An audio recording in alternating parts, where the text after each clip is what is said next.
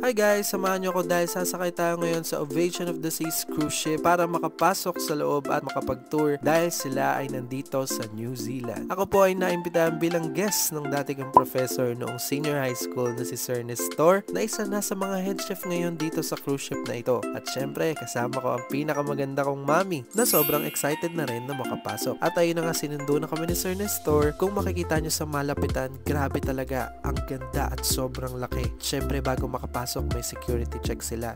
Since nasa guest list kami, mabilis lang makapasok. Kailangan lang ihanda yung boarding pass na sinend sa amin through email at valid ID.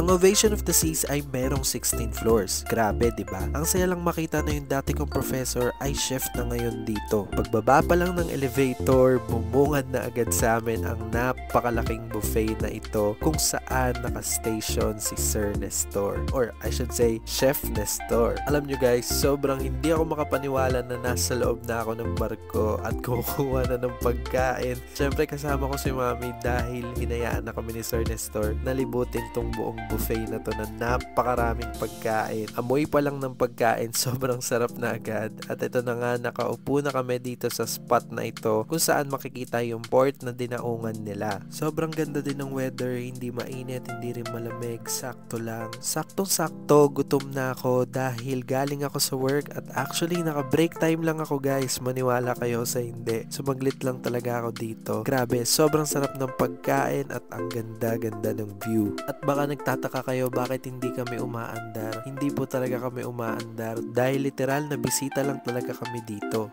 Grabe guys, sobrang sarap. Ito pa lang yung kinuha namin pero sobrang sarap. Mami, okay ka pa? Okay ka pa? Thank you ulit, Chef Nestor. Ganda pa ng view namin.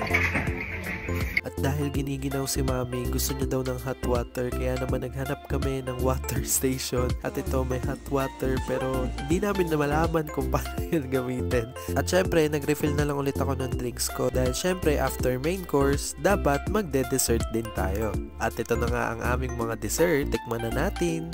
Kaso nga lang, hindi masarap. Sobrang sarap. Kala nyo ha? Sabi nga ni mami, hindi siya sobrang tamis or sobrang matabang. Tamang-tama lang yung lasa niya. At after namin mag-dessert, nag-prutas din kami. Napakaganda ng view guys. Tignan nyo oh. Talaga namang gaganahan ka kumain pag ganito ang view.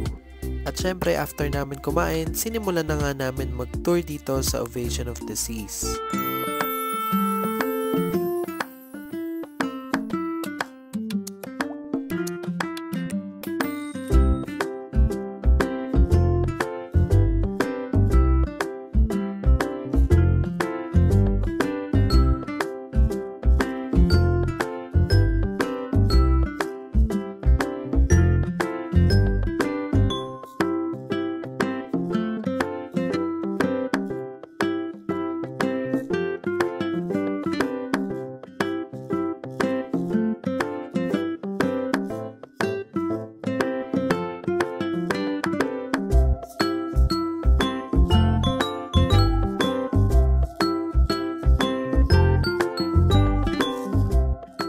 Guys, sobra ako na-overwhelmed. Makita ko na siya sa personal. Grabe.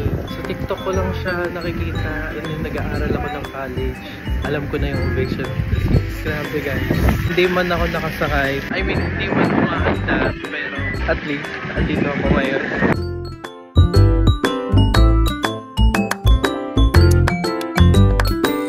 Isa ito sa mga umagaw ng atensyon ko. Ito nga pala ang robot na bartender. Siya na mismo ang gagawa ng drinks na gusto nyo.